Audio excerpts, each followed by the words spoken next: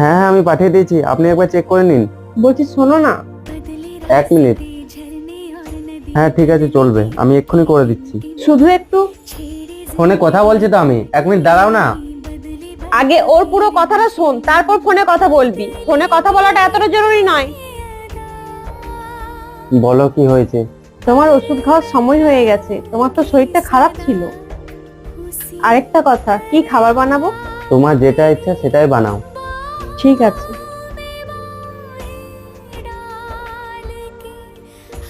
আমার এক্ষুনি সব কাজ ক্লিয়ার চাই।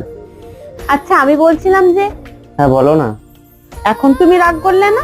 রাগ তো করতাম, কিন্তু যদি মা দেখে না আবার আমাকে বকা দেবে।